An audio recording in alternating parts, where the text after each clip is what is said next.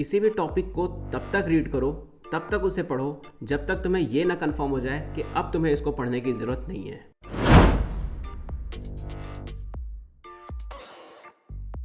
आज मैं तुम लोगों को MCQs की कुछ ट्रिक्स बताने वाला हूँ जो तुम्हारे एग्जामिनेशन हॉल में, तुम्हारी एग्जाम लाइफ में बहुत ज़्यादा हेल्प करेंगे।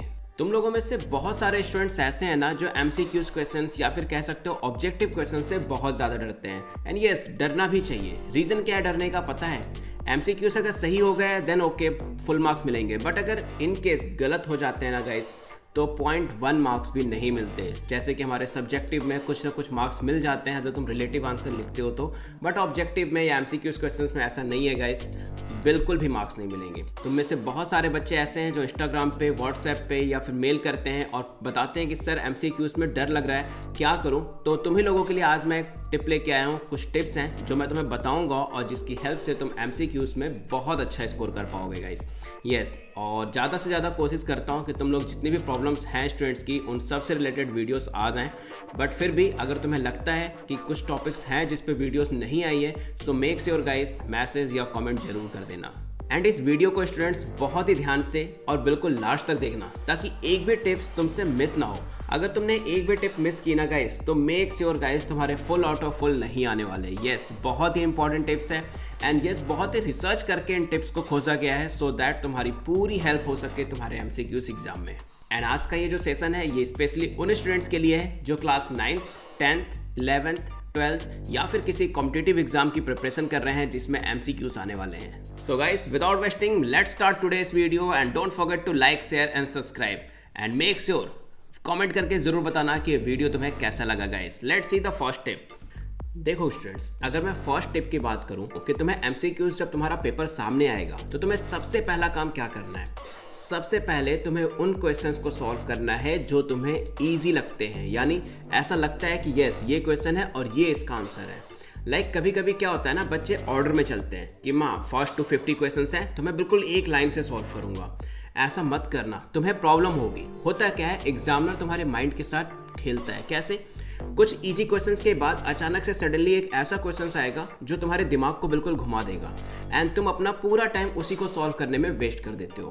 बट इसको ना करके और एग्जामिनर जो चाहता है हम वो ना करें और हम क्या करें, पहले एक गो थ्रू कर ले। जैसे लाइक फर्स्ट क्वेश्चन तुमने रीड किया, ठीक है, फर्स्ट क्वेश्चन रीड किया, तुम्हें बहुत अच्छे से आता है, तुम्हें पता है कि ये तुम्हारा इसका आंसर ये है। देन क्या कर लो, उसको डन कर लो एंड OMR सीट में उसका आंसर क्लिक कर लो। और अगर ऑनलाइन एग्जाम दे रहे हो तो ऑनलाइन एग्जाम में भी उसका आंसर क्लिक करके नेक्स्ट कर दो।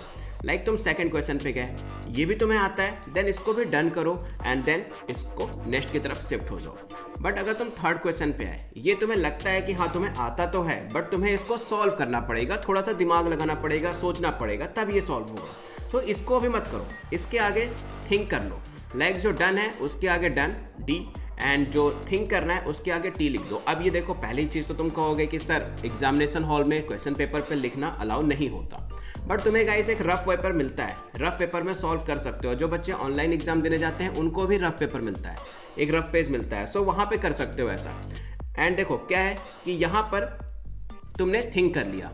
अब इन क्वेश्चंस को हम सेकेंड राउंड में करेंगे। फर्स्ट राउंड में, यानी अगर हम बात करें राउंड 1 की, तो राउंड 1 में हम कौन से क्वेश्चन करेंगे जो हमें 100% श्योर है कि आते हैं, जिनको हमें डन कर देना है एंड आंसर फिलअप करके नेक्स्ट बढ़ देना है, यानी उन क्वेश्चंस को हमें दोबारा देखना भी नहीं है। सेकंड, जब सारे, मान लो सपोज कर लो तुम्हारे एग्जाम में 50 क्वेश्चंस है, तो 1 to 50 में अगर तुम्हारे सारे क्वेश्चन सॉल्व हो गए, ठीक है, जितने भी तुम्हें आते थे फर्स्ट राउंड में जो डन हो गए, देन आओ राउंड 2 में।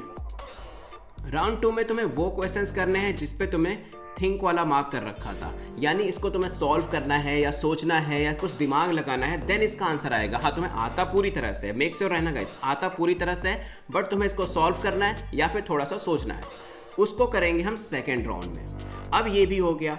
अब तुम कहोगे सर थर्ड राउंड में क्या बताया, तो थर्ड राउंड में हम उन क्वेश्चंस को करेंगे जो हमारा एग्जामिनर चाहता था कि हम उसमें टाइम वेस्ट करें। अब देखो, सबसे पहली चीज राउंड 3 आ गया हमारे पास। अब राउंड 3 में हम उनको करेंगे जो हमें आता नहीं था, बट ठीक है हम उसको एक बार ट्राई करेंगे, क्या पता आ जाए, पढ़ा तो हमने है ही, ठीक है। तो DTT जो थ्योरी है इसको अच्छे से लर्न कर लो। DTT यानी डन, थिंक एंड ट्राई। तो सिंपल हमें क्या करना है, पहले राउंड में उन क्वेश्चंस को करना है जो तुम्हें 100% श्योर है कि इनका आंसर यही है। देन सेकंड राउंड में तुम्हें वो करना है जिसको आंसर तुम्हें सोचना है या सॉल्व करना है।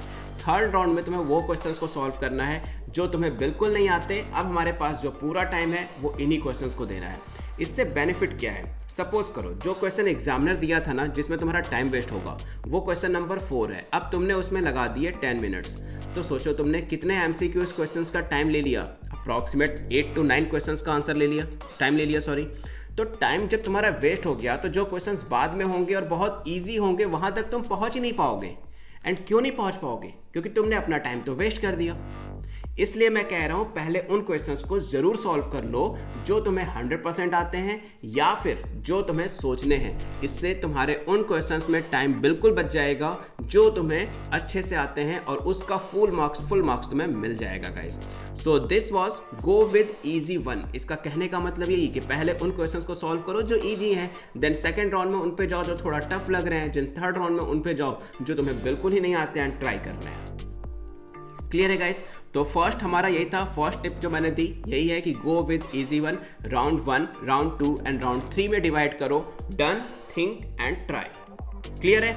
नाउ लेट्स सी सेकंड क्या है हमारे पास, एलिमिनेशन मेथड। यस गाइस, जो एलिमिनेशन मेथड है ना ये भी बहुत इंपॉर्टेंट मेथड है। क्या करना है, तुमने केबीसी देखा होगा एंड केबीसी में 50-50 का एक वो आता है लाइफ लाइन। 50-50 में क्या होता है, 4 ऑप्शंस होते हैं एंड उसमें से कोई भी 2 ऑप्शन डिलीट हो जाते हैं। क्यों? क्योंकि वो बिल्कुल ही रिलेट नहीं करते, वो हट जाते हैं। अब बचते हैं तुम्हारे पास 2 ऑप्शन। तो तुम्हें भी ठीक वैसे ही करना है। लाइक तुम में से बहुत सारे लोगों ने dancing competition and singing competition देखा होगा, इंडियन आइडल, जैसे ये बंदा हमारे पास है, इसको क्या कर दिया गया, एलिमिनेट कर दिया गया। क्यों? ताकि हमारे पास अब वो सिंगर्स हैं जो अच्छे सिंगर्स हैं। अब हमें उनमें से चीज़ों को छांटना है, उनमें से अच्छा वाला चूज करना है। पहले क्या होता है, एलिमिनेट कर देते हैं, जो बेकार है उसको हटा दो। ठीक वैसे ही तुम्हारे पास भी 4 ऑप्शन होंगे, A, B, C and D। 4 option है। तो पहले मान लेते हैं सबसे पहले उसको हटाओ जो तुम्हें लगता है कि ये क्वेश्चंस तो इससे रिलेट कर ही नहीं सकता। ठीक है, बिल्कुल रिलेट नहीं कर सकता, उसको हटा दो। सपोज करो D ऑप्शन मैंने हटा दिया। ठीक है, अब बचते हैं 3 ऑप्शन। 3 आंसर्स में भी उनको देखो जो बिल्कुल से लगता है कि यार ये तो रिलेट कर ही नहीं सकता, मतलब इस चीज़ का इससे तो कोई मतलब ही नहीं है। ठीक है, चलो मैंने उसको भी हटा दिया। अब बचते हैं 2 ऑप्शन। तो 2 ऑप्शन में भी अगर ट्राई कर सकते हो कि ठीक है अगर कुछ एलिमिनेशन जैसा है तो उसको एलिमिनेट कर दो एंड करेक्ट वाला तुम्हारे पास हो जाएगा। एंड अगर नहीं है तो थिंक करो कि इनमें से क्या हो सकता है या सॉल्व करो। यस गाइस, हर जगह हर कंपटीशन में यही मेथड यूज़ हो रहा है। सो तुम क्यों नहीं यूज़ कर रहे? क्योंकि ये भी तो कंपटीशन है, ये भी तो एग्जाम है, तुम्हें भी तो एक सही वाला चूज करना है। तो यूज करो elimination method but in a proper way. Now let's see the third method क्या है हमारे पास, मोस्ट प्रोबेबल ऑप्शन। देखो मोस्ट प्रोबेबल आंसर का मतलब क्या होता है कि लाइक देखो कुछ जब तुम पेपर सॉल्व करोगे ना, तुम्हारी प्रैक्टिस तो शुरू हो ही गई होगी, क्योंकि अभी नवंबर में हमारे पास टर्म 1 है एंड कुछ बच्चों के एग्जाम तो होते ही हैं, कॉम्पिटिटिव एग्जाम। तो जब तुम प्रैक्टिस करोगे तो एक चीज़ नोटिस करना और बहुत ध्यान से इस चीज़ को कंसर्न करना। तुम्हारे पास 4 ऑप्शन होंगे, A, B, C and D। तो A ऑप्शन तो बहुत रेयर होता है कि ये सही हो, बहुत ज़्यादा रेयर है, बहुत ज़्यादा रेयर। मतलब हम कह सकते हैं कि 99% चांस होता है कि A ऑप्शन होगा ही नहीं। देन आ जाओ D पे। D ऑप्शन पे मैं ले सकता हूँ कि 80% चांस होता है कि D ऑप्शन करेक्ट नहीं होगा। अब तुम्हारे पास बचते हैं सिर्फ 2 ऑप्शन, B और C। तो कभी भी तुक्का लगाना हो ना, या जय माता दी A, जय माता दी B, जय माता दी C और जय माता दी D करना हो, तो मेक श्योर करो गाइस कि तुम B और C में से ही किसी को चूज करो। बात समझ में आई? प्रोबेबिलिटी ज़्यादा हो जाएगी। बट तुम अब पूछोगे, तुम में से कुछ बच्चे पूछेंगे सर B और C तो फिर भी कंफ्यूजिंग है। तो अकॉर्डिंग टू मी जो बच्चे मुझसे मिलते हैं एग्ज़ाम देने के बाद या फिर जब भी मैंने सैम्पल पेपर सॉल्व कराया है बच्चों को, उनमें जब मैंने ज़्यादा देखा है ना, ज़्यादा कंसीडर करोगे तो देखो ये तब की बात मैं कर रहा हूँ सिर्फ थर्ड वाले की, जब तुम्हें क्वेश्चंस बिल्कुल नहीं आ रहा है। ये सब मत सोचना कि एग्जामिनेशन पेपर मिलते ही मोस्ट प्रोबेबली आंसर में सर ने बताया था BC मार्क कर दूंगा, हो जाएगा पार। नहीं नहीं, नैया पार नहीं होगी, नैया डूब जाएगी। तो B और C में से भी अगर मेरी बात मानो तो अगर बिल्कुल ना समझ में आए तो क्या करना है, सो C ऑप्शन पे क्लिक कर देना। 70 to 80% चांस होते हैं C ऑप्शन के करेक्ट होने के। यस, तुम सैम्पल पेपर भी सॉल्व करोगे ना, तब भी उसमें देखना मैक्सिमम नंबर टाइम B और C ही सही होते हैं एंड ज़्यादातर उसमें से C ऑप्शन करेक्ट होता है। बात समझ में आई? तो मोस्ट प्रोबेबल ऑप्शन का मतलब यही होता है कि तुम्हें सिंपल सी चीज़ है, सी या बी में से चूज़ करना है। ए और डी बहुत ही रेयर कंडीशन में सही होते हैं। अब हो गया तो ऐसा मत कह देना कि सर, कमेंट कर दो नीचे कि सर आपने तो कहा था नहीं होता बट हो रहा है। देखो, होता है, मैंने बोला ना, बहुत रेयर कंडीशन में ऐसा होता है, रेयर टू रेयर कंडीशन है। बात समझ में आई? सो मेक श्योर जब थर्ड राउंड चल रहा हो तो एलिमिनेशन मेथड, ठीक है, देन हमें क्या यूज करना है? Most probable option. Clear? Let's see the next tip number 4, remember direct values. देखो गाइस, रिमेंबर डायरेक्ट वैल्यू से मेरा मतलब उन स्टूडेंट से है जिनको पता होता है कि ये वैल्यूज एग्जाम में आएगी। लाइक कौन सी? √2 की वैल्यू क्या है, पाई की वैल्यू क्या है, √3 की वैल्यू क्या है, स्पीड ऑफ लाइट क्या है। ये सारी वैल्यूज तुम्हारे एग्जाम में पूछी जा सकती है, बट तुम क्या सोचते हो ना कि वहीं पर फाइंड कर लेंगे √2 और √3 की वैल्यू क्या जाता है। गाइस, वहाँ पर जब तुम फाइंड करोगे ना तो तुम्हारा टाइम जाता है, and time is more important thing in MCQs type exam. अगर MCQs का एग्ज़ाम दे रहे हो या ऑब्जेक्टिव एग्ज़ाम दे रहे हो, so make sure guys, timing ही सब कुछ डिपेंड करती है वहाँ पे, एंड टाइमिंग का बहुत बड़ा खेल है वहाँ पे। बात समझ में आई? तो सिंपल तुम्हें ये करना है, कुछ वैल्यूज जो तुम्हारे एग्जाम, जो भी एग्जाम तुम दे रहे हो, अगर 9th में हो, 10th में हो, 11th में हो, 12th में हो, या कोई कॉम्पिटिटिव एग्जाम दे रहे हो, तो जो फिक्स वैल्यूज तुम्हारे एग्जाम में आने वाली है ना, उनको ज़रूर लर्न कर लेना। इससे क्या होगा? तुम्हारा एग्जामिनेशन हॉल में टाइम बहुत सेव होगा। यस, कुछ बच्चे क्या करते हैं, वो सोचते हैं कि चलो अभी तो मैं देख लेता हूँ, एंड एग्जामिनेशन हॉल में जब पहुँचूंगा तो जो वैल्यू पूछेगी वो मैं फाइंड कर लूँगा। गैस, वैल्यू नहीं फाइंड करनी तुम्हें एग्जाम में, तुम्हें एग्जाम में करेक्ट आंसर फाइंड करना है, एंड तुम अपना टाइम वेस्ट कर रहे हो वैल्यूज फाइंड करने में। तो इससे कहीं ज़्यादा अच्छा है वैल्यूज़ को लर्न कर लो। अभी बहुत टाइम है तुम्हारे पास, पर डे 2-3 वैल्यूज़ भी लर्न करोगे ना, तब भी जाके तुम्हारे एग्जाम तक सारी वैल्यूज़ तुम आराम से लर्न कर पाओगे। Yes guys, so make sure कि सारी की सारी जो भी वैल्यूज़ हैं ना, जो फिक्स वैल्यूज़ हैं, ऐसा नहीं कि तुम्हें जो वेरिएबल वैल्यूज़ हैं उनको नहीं, जो फिक्स वैल्यूज़ हैं उनको अच्छे से लर्न कर लो, ताकि एग्जाम में जब क्वेश्चन पूछे या उस वैल्यू की जब ज़रूरत हो ना, तो तुम डायरेक्टली वो वैल्यू पुट कर पाओ, ना कि उस वैल्यू को लगो तुम अब फाइंड करने की चलो ठीक है यार क्या थी वैल्यू, क्या थी। नहीं, ऐसा नहीं करना। वैल्यूज़ लर्न करो एंड वैल्यूज को डायरेक्टली पुट करो and get your answer and get the successful marks in exam. बात समझ में आई? नेक्स्ट बढ़ते हैं आगे, practice as much as you can. चलो, इस चीज को लेकर मैं तुमसे दावा कर सकता हूँ या कह सकते हो गारंटी ले सकता हूँ कि एक क्वेश्चन है जो तुमसे एग्जामिनेशन हॉल में पूछा गया, लाइक जब तुम पेपर देने गए हो तुमसे पूछा गया वो क्वेश्चन, एंड उस क्वेश्चन को तुमने पहले कभी कर रखा है, कभी भी, एक बार 2 बार 3 बार कर रखा है बस। उस क्वेश्चन को तुम 1 अटेम्प्ट में बहुत अच्छे से सॉल्व कर लोगे, एंड सेम उसी पैटर्न पे अगर मैं तुम्हें दूसरा क्वेश्चन दे दूं तो उसको सॉल्व करने में तुम्हें यूजुअल टाइम से ज़्यादा टाइम लगेगा। मानते हो इस बात को? यस, अगर पक्का तुम्हें लगता है कि ऐसा होता है तो कमेंट जरूर करना अगर तुम्हारे साथ ऐसा हुआ होगा तो। एंड यस, मेरे साथ जब मैं पढ़ता था एंड बहुत सारे स्टूडेंट्स जब मैं पढ़ाता हूँ तो उनके साथ यही होता है। वो कहते हैं सर सेम इसी तरह का क्वेश्चन था, बट जब मैं एग्जामिनेशन हॉल में सॉल्व किया ना तो थोड़ा टाइम ज़्यादा लग गया, जिसकी वजह से मेरे 1-2 क्वेश्चन छूट गए। ऐसा क्यों हुआ पता है? इसलिए क्योंकि एग्जामिनेशन हॉल का जो प्रेशर होता है ना वो बहुत ज़्यादा होता है। हम कितना भी सैम्पल पेपर सॉल्व कर लें, कितने भी मॉक टेस्ट दे लें, कितने भी प्रैक्टिस पेपर सॉल्व कर लें, बट जो एग्जामिनेशन हॉल में पेपर बैठ के देने का जो प्रेशर होता है ना गाइस, वो बहुत ज़्यादा होता है। यस, इस चीज़ को मानना, और नहीं पता तो जब एग्ज़ाम दोगे अपनी लाइफ में कभी तो पता चल जाएगा। उस प्रेशर को कम कैसे करते हैं? उस प्रेशर को कम करने का तरीका ये है कि जो क्वेश्चंस, जितने ज़्यादा क्वेश्चन सॉल्व कर सको वो बेस्ट होगा तुम्हारे लिए। मैं बताया जैसे कि एग्जांपल दिया अभी कि जो क्वेश्चंस तुम पहले से कर रखे हो उसको तुम एज यूजुअल टाइम पे ख़त्म कर लोगे, एंड जो क्वेश्चन तुम फर्स्ट टाइम अटेम्प्ट करते हो उसको तुम यूजुअल टाइम से ज़्यादा टाइम लेते हो। तो येस गाइस, जितने भी तुम्हारे पास क्वेश्चन दिख जाएँ, जितने भी प्रैक्टिस कर सकते हो उतनी प्रैक्टिस ज़रूर कर लेना, बिकॉज अगर फुल मार्क्स चाहिए ना तो फुल मार्क्स के लिए तुम्हें एज मच एज प्रैक्टिस करनी पड़ेगी। और इसका एक सिंपल सा तरीका है, MCQs या ऑब्जेक्टिव क्वेश्चंस का सिंपल तरीका है, पर डे हर चैप्टर, मतलब हर सब्जेक्ट से, जो भी तुम्हारे सब्जेक्ट्स हैं उन सब्जेक्ट से 10 क्वेश्चंस की प्रैक्टिस जरूर करो, 10 क्वेश्चंस पर डे। बात समझ में आई? तो जितना हो सके, जितना ज़्यादा से ज़्यादा हो सके प्रैक्टिस करो। एंड येस, infallible.study.com पे जाओ, वहाँ भी MCQs क्वेश्चन मिल जाएंगे। And make sure app download कर लो और अनलिमिटेड MCQs की प्रैक्टिस करो।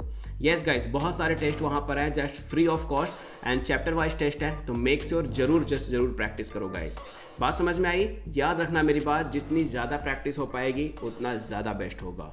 नाउ अब नेक्स्ट टिप की तरफ आगे बढ़ते हैं, दैट इज टिप नंबर 6, बल्कि नोट्स। यस गाइस, ये बहुत इंपॉर्टेंट टिप्स है। देखो, एक टाइम था जब तुम्हारे पास सब्जेक्टिव एग्जाम होते थे, एंड अभी भी होंगे बट अभी नहीं हो रहे। अभी हम बात कर रहे हैं MCQs की। एंड अगर मैं तुम्हें एक पूरी मोटी सी बुक दे दूं और कहूं इसको पढ़ लो एंड तुम जाकर MCQs एग्जाम दे दो, एंड वही दूसरा बच्चा है जो उसी नोट्स को पॉइंट वाइज लिख रहा है, छोटे छोटे नोट्स बना के लिख रहा है, शॉर्ट नोट्स, की नोट्स इसमें लिख रहा है, फ्लैश कार्ड्स में लिख रहा है, किसके पास ज़्यादा MCQs के चांसेस हैं सॉल्व करने के? तुमने, जिसने पोथी पढ़ी उसने, या जिसने फैक्चुअल नॉलेज पढ़ी उसके? गाइस, फैक्चुअल वाले के। तो तुम्हें इन बल्कि नोट्स को नहीं पढ़ना, ना ही क्रिएट करना है। बहुत सारे बच्चे नोट्स लिख रहे हैं, दिन रात नोट्स लिख रहे हैं कि जब एग्जाम होगा मैं पढ़ के चला जाऊंगा। यस, पोथी लिख रहे हो तुम, पोथी बुक में ऑलरेडी सब कुछ लिखा है। तुम्हें क्या करना है? बल्कि नोट्स ना लिख कर तुम्हें मूव करना है माइंड मैप की तरफ। किसकी तरफ? माइंड मैप की तरफ। यस, इसीलिए मैंने क्लास 9th और 10th के साइंस के कंप्लीट जितने भी टर्म 1 में चैप्टर्स आ रहे हैं ना, सबका mind map completely live session में कराया है। एंड यस, वीडियो तुम्हें चैनल पे ही मिल जाएगा, एंड मैं डिस्क्रिप्शन बॉक्स में भी दे दूंगा, या हो सके तो आई बटन पे भी मैं दे दूंगा, वहाँ पे देख लेना। तो माइंड मैप जरूर प्रिपेयर करो। माइंड मैप क्या होता है? तुम्हारी इफिशियंसी को इम्प्रूव कर देता है। माइंड मैप बना लो, फ्लैश कार्ड बना लो, फ्लैश कार्ड छोटे छोटे कार्ड्स में लिख लो, की नोट्स लिख लो। की नोट्स के साथ साथ तुम रिवीजन नोट्स लिख सकते हो। ये सारी बात देखो, अगर अभी समझते हो बहुत अच्छी बात है, बहुत अच्छे मार्क्स आएंगे। बट अगर तुमने मेरी बात ये अभी नहीं समझी तो ये बात तुम्हें समझ में तो आएगी, बट तुम्हारे एग्जाम के बाद, जब तुम एग्जामिनेशन हॉल में पेपर दे रहे होगे, तो सारी चीज़ें अच्छे से रिवाइज करो। बल्कि नोट्स के बजाय तो माइंड मैप, फ्लैश कार्ड, की नोट्स, रिवीजन नोट्स की तरफ मूव करो। या चलो नोट्स अगर लिख भी रहे हो ना तो उसको पॉइंट वाइज लिखो, पैराग्राफ वाइज नहीं। सो गाइस, सिर्फ एक ही चीज़ कहना चाहूँगा कि इन सारी चीज़ों को देखो, समझो, सीखो, और जितनी जल्दी हो सके अपनी डेली लाइफ में जब तुम सैम्पल पेपर या प्रैक्टिस पेपर सॉल्व करते हो तो उसमें इनबिल्ड कर लो, उसके साथ ऐड ऑन कर लो इन सारी चीज़ों को, इसकी हैबिट डाल लो, ताकि एग्जामिनेशन हॉल में भी ये 1 गो में तुम सॉल्व करना शुरू कर दो गाइस। सो गाइस, अगर वीडियो को लास्ट तक देखा है तो वीडियो कहीं ना कहीं तुम्हारे पास बहुत ज़्यादा हेल्प करने वाला है। And yes guys, make sure video को लाइक ज़रूर कर देना, एंड अपने सारे क्लासमेट्स के साथ ज़रूर शेयर करना। एंड जितने भी बच्चों के एग्जाम MCQs में आते हैं या ऑब्जेक्टिव आते हैं उनके साथ तो ज़रूर शेयर करना, सो दैट सबको हेल्प मिल पाए। And yes, our aim is to help all students in their study guys. So make sure like, share and subscribe with your friends, and guys, stay on Infallible Study because we are committed to excellence education. I am Surya Prakash, right now signing off. Take care, bye bye.